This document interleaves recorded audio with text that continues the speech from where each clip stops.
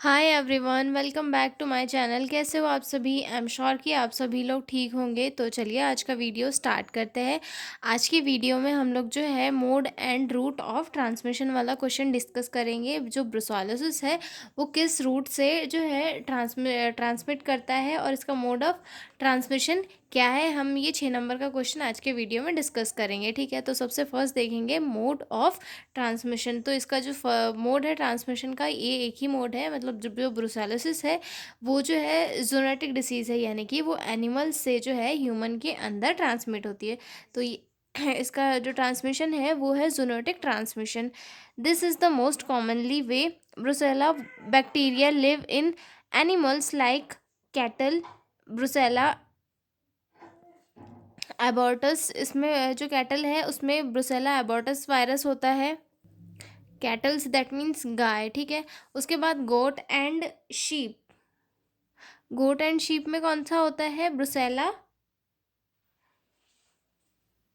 मेलिटेंसिस। ठीक है, उसके बाद पिग्स में जो है ब्रुसेला स्विस करके एक बैक्टीरिया होता है। ठीक है, उसके बाद जो वो डॉग्स होता है, डॉग्स में कौन सा होता है? ब्रुसेला कैनिस करके जो है एक बैक्टीरिया प्रेजेंट होता है। ठीक है, तो इनकी वजह से जो है ये जो डिसीज़ है ये ट्रांसमिट होती है एनिमल्स से ह्यूमन के अंदर। ठीक है, human get infected when they come in contact with these infected animals और देयर प्रोडक्ट्स। मतलब जो है ह्यूमन जब जो डायरेक्ट अगर इनके कांटेक्ट में आता है, जिन जो इन्फेक्टेड एनिमल्स है उनके कांटेक्ट में आता है, तो वो जो बैक्टीरिया है वो उनके थ्रू जो है ह्यूमंस में डायरेक्टली आ जाते हैं और ह्यूमंस को इन्फेक्टेड कर देते हैं। ठीक है, जैसे कि अनपॉस्चराइज मिल्क हो गया या फिर अनपॉस्चराइज जो भी सब्सटेंस है किसी एनिमल का, वो डायरेक्ट किसी ने इनटेक कर लिया तो उसके कारण हो सकता है। ठीक है, और वहीं पर अगर उस एनिमल को कहीं घाव लगा है और घाव पे अपन ने बिना किसी सेफ्टी प्रिकॉशन के वहाँ पे टच कर दिया तो उसकी वजह से भी जो है वो फैल सकता है। ठीक है, उसके बाद आगे देखते हैं रूट ऑफ ट्रांसमिशन की क्या क्या रूट है जिसके थ्रू जो है ब्रुसोलिसिस ट्रांसमिट हो सकता है। तो सबसे फर्स्ट आता है इसमें इंजेशन। इंजेशन यानी कि ओरल रूट के थ्रू जो है ये ट्रांसमिट हो सकता है। ठीक है, this is the most common route. ये जो का है एक सबसे मोस्ट कॉमन रूट माना जाता है। ठीक है, हैपन्स व्हेन पीपल कंज्यूम रो और unpasteurized milk, cheeses, butter, paneer, ice cream made from raw milk, uncooked meat from infected animals. और ये जो होता है जब कोई जो है रो अनपॉस्चराइज दूध पी लेता है, पनीर, चीज़, बटर, डेयरी प्रोडक्ट्स जैसे कि जो बिना पॉस्चराइज्ड है, जिनमें बैक्टीरिया प्रेजेंट होता है, जब उनका इंटेक कर लेता है, उन्हें खा लेता है, तो उसकी वजह से क्या होता है? बैक्टीरिया उनकी बॉडी में इंटर कर जाता है और पेशेंट को इन्फेक्टेड कर देता है। फॉर एग्जाम्पल के लिए bacteria Brucella bacteria survive in raw dairy product and enter the body through the mouth. For example के लिए कि जो है बैक्टीरिया किसी डेयरी प्रोडक्ट जैसे दूध के अंदर इंटर प्रेजेंट है और हमने जो है उसे पी लिया, तो क्या होगा? वो हमारे अंदर भी आ जाएगा। A farmer drink fresh cow milk without boiling. मतलब जैसे अगर कोई किसान है, उसने डायरेक्ट जो है काउ का मिल्क पी लिया बिना उबाले, और वो जो गाय है वो ऑलरेडी इन्फेक्टेड है, तो जो है उस किसान को भी हो जाएगा। ठीक है, उसके बाद सेकंड आता है डायरेक्ट कांटेक्ट। डायरेक्ट कांटेक्ट कैसे?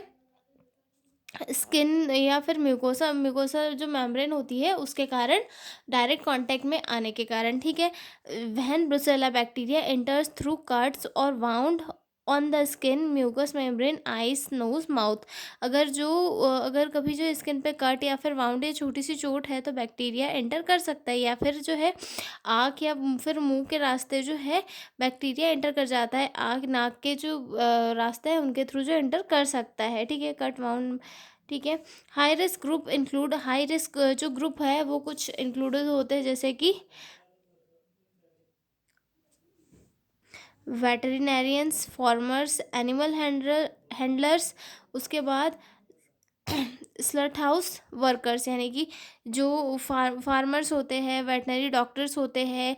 ठीक है, जो एनिमल हैंडलर्स होते हैं, यानी कि गाय भैंस चराने वाले। ठीक है, कसाई घर में वर्क करने वाले जो लोग होते हैं, इनके ऊपर ज़्यादा रिस्क रहता है कि इन्हें जो है ब्रुसोलिसिस हो सकता है या फिर बैक्टीरिया इनको इन्फेक्ट कर सकता है। फॉर एग्जाम्पल के लिए A butcher has a small cut on his hand and touches infected animal tissue without gloves. मतलब अगर जो है कोई बचर है तो उसके हाथ में छोटा सा कट लगा है या और फिर वो जाके ये जो है किसी इन्फेक्टेड पर्सन को जाके टच कर रहा है विथआउट ग्लव्स के, तो जो है अगर इन्फेक्टेड एनिमल से के थ्रू जो है बैक्टीरिया उस पेशेंट के इसमें आ सकता है उस कट के थ्रू। ठीक है,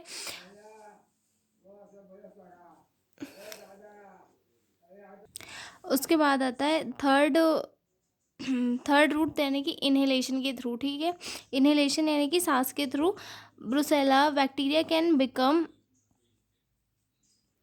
एरोसोलाइज्ड, यानी कि जो बैक्टीरिया जो है वो काफ़ी मतलब छोटे छोटे पार्टिकल्स में एयर में मिल जाता है, जिसके कारण वो हमारे जो नेजल कैविटी है उसके थ्रू हमारे बॉडी में एंटर कर सकता है। ठीक है, people can breathe this particles to get infected.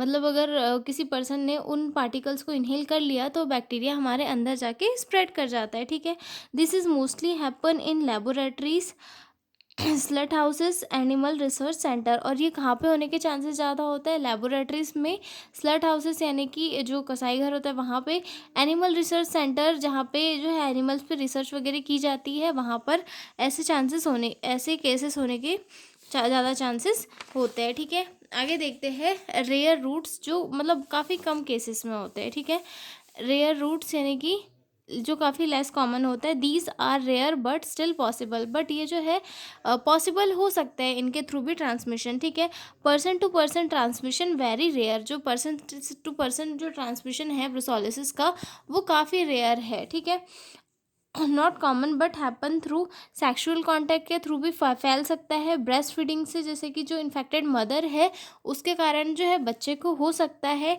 Blood transfusion के कारण हो सकता है।